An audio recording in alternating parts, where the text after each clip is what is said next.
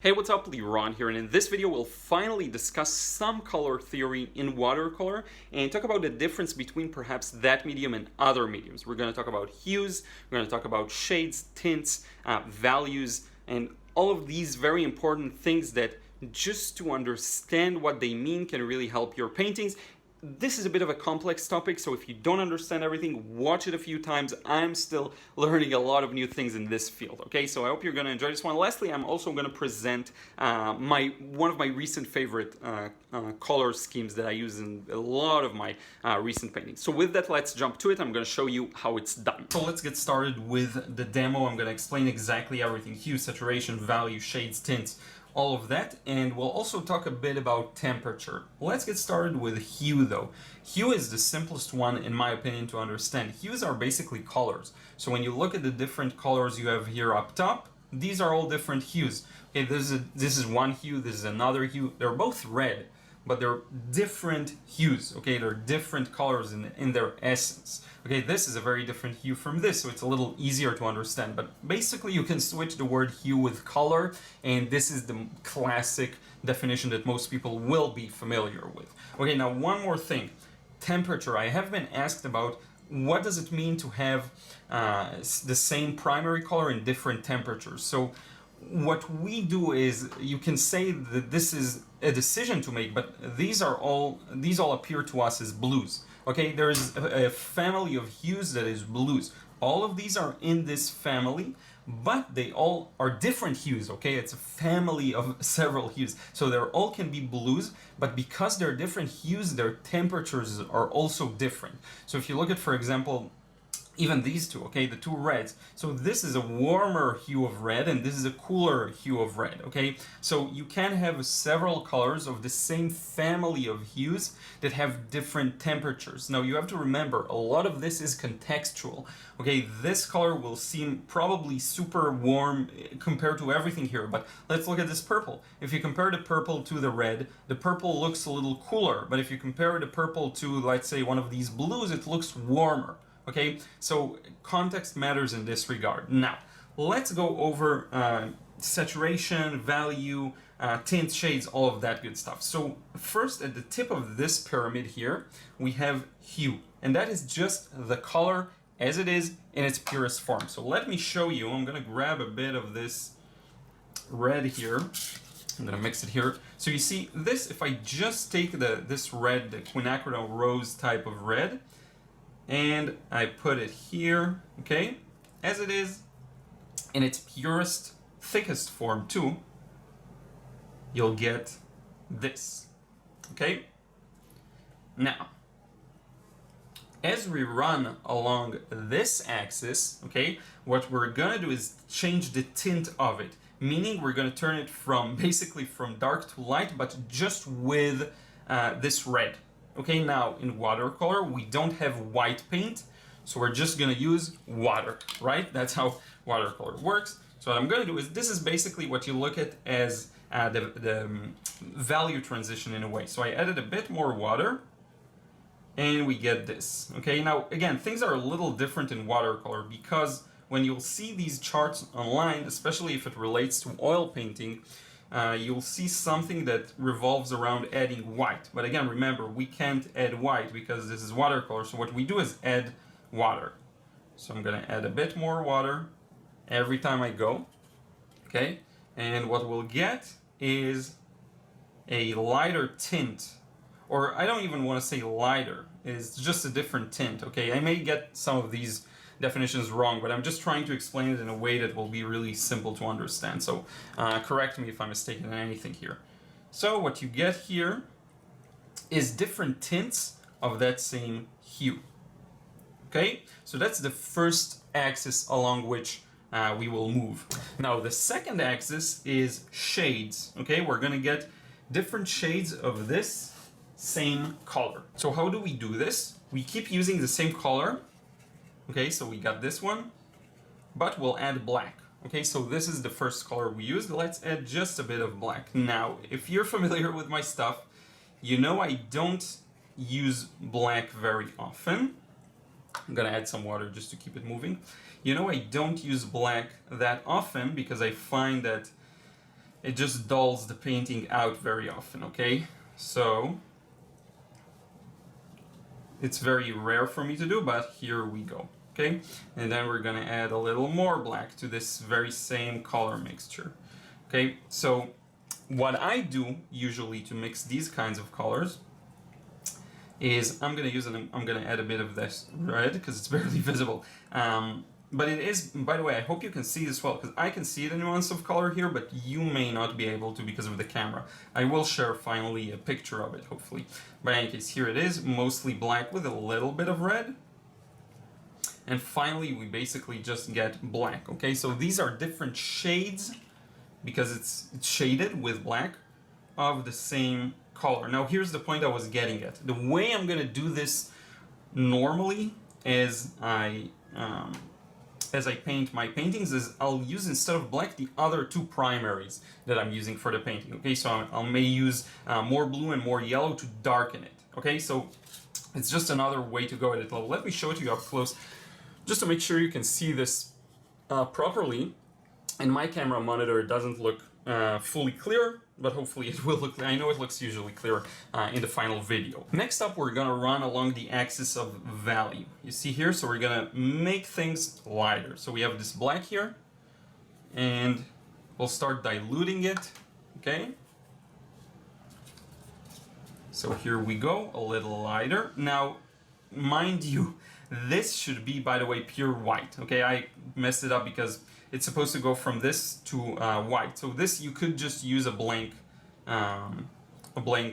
circle, if you will. And I may correct it with some opaque white in just a moment, just so that we can get a better visualization of it, okay? But right now what I'm doing is pushing the value axis, okay? Let's add a bit more water, make this a little lighter. See, it's not perfect, but at least hopefully the idea comes across, okay? So we go like this. This is the lightest one. And let me try real fast just to correct this square, because I do want to push it to at least look a little white. So we're gonna take some extreme measures here. And let me know if this is helpful to see me paint these, because I could just paint this all in advance, but I actually wanted you to see this, okay? So in any case, hopefully it's a little lighter now. It's a different color. I know it's a little different hue. Hopefully that's not confusing. But you see, so that's the transition from the color in its purest form onto white, which is by adding water in watercolor. If you would paint oils or acrylics, you'd add white. This is the transition to black, and this is the value side of things. So if you look at this, we're running across shades. If you look at this, we're running across tints.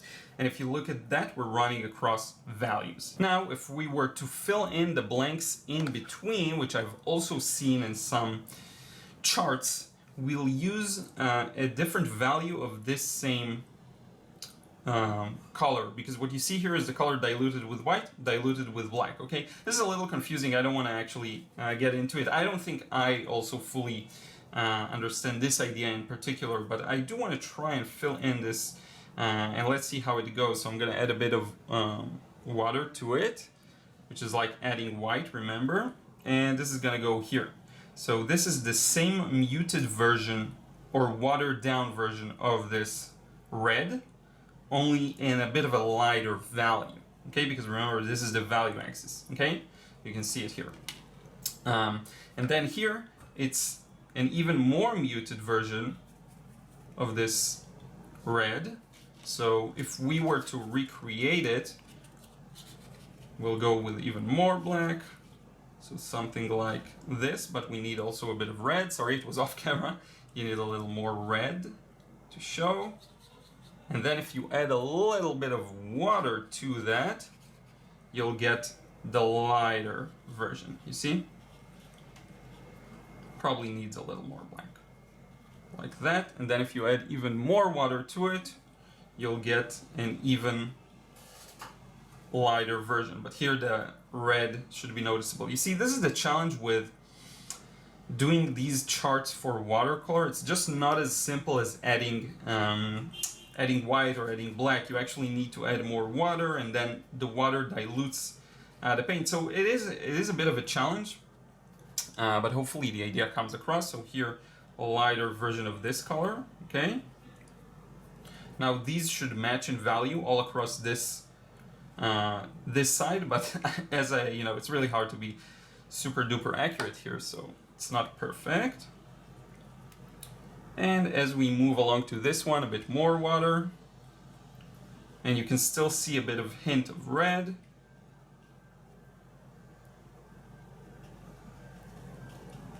This is too much red. Get it down. And lastly here, it's going to be a combination of the two. So lighter, and again, a bit more of the red's going to be visible. And this is our basic chart, if you will.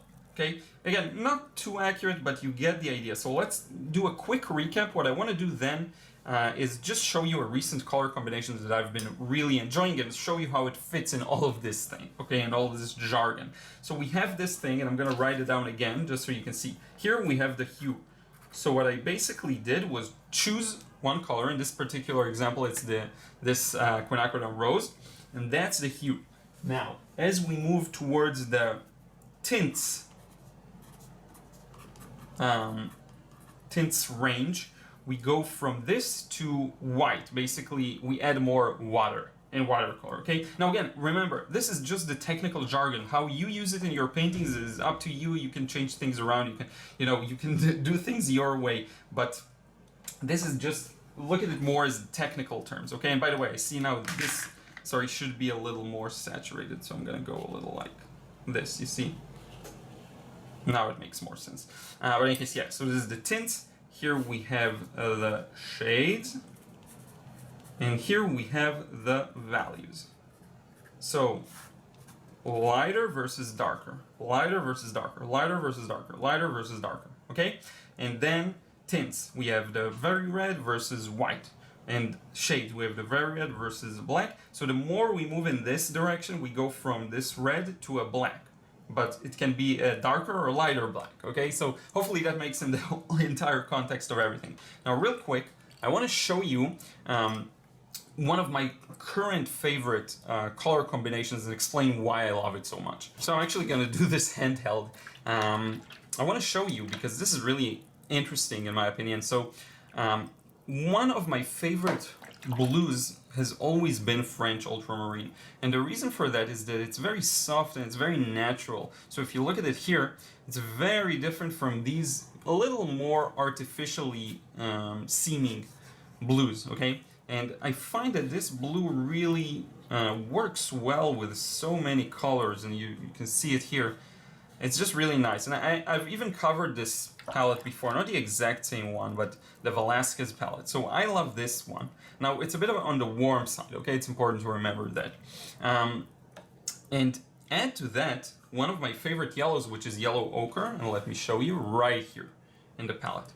Now, these two are perfect together. Yellow ochre isn't necessarily the brightest yellow, okay? It's a little muted down. This is the M grams version of it. By the way, all of these three are M gram, but again, the brand doesn't matter. It's more about the pigment. So it's not the brightest, most shouting yellow. If you look at this other yellow I have here, you see. And you know, I kind of despise the cooler yellows, so I find that yellow ochre works really well for me. And then lastly, the Quinacridone Rose, same one I use here, okay? And the reason I love this combination so much is that I find that it produces more wholesome and natural colors. If you mix these two together, you get this very natural green that is just good for everything in nature. Okay, so if I just mix a bit of these two, you see it's very subtle. It's a very gentle type of green. Now, if you mix these two, the blue and the red, what you get is something very similar to the Carbazole Violet. You get a very nice purple. What happens if you mix these blues together with this red, or even this red, is you get a bit of a neutralization very often, and you get a grayer purple. So I actually like this purple, and or violet rather, so I like the ability to mix it properly. And these two create natural oranges, because again, this yellow ochre is a little more subdued. So this is really one of my I would say favorite color palettes, and you've seen me use it in pretty much, I think, the last 5 painting processes here on YouTube. And I just find that it produces color schemes that are very pleasing to the eye, that are very gentle, that don't shout too much, which is something I really prefer most of the time. Because one major plus to using a more subdued color scheme like this is that if you do want to get a punchy contrast or color near the focal point or something like that, you can use this red, for example, and you see it's outside of this scheme, and you'll see it even in a future painting demonstration, because this red, it's outside of these 3, so it pulls your eye into it. And because it's used in just several spots, it doesn't destroy the harmony. Okay, I hope that makes sense. Same goes for these stronger blues, or for these greens, or even for this kind of an opaque green, the Green Pale by Shinhan PWC that I often use for paintings. It will stand out in a good way, but it won't stick out like a sore thumb. Okay, so I hope that makes sense. I hope the explanation on hues and tints and values and shades and all of that makes sense. I know it's a bit of a complex topic. What I care about mostly in painting is actually the values, okay? So, because I'm really a value painter, that's just what I enjoy in a way. So I love the difference between this side of things to this side of things.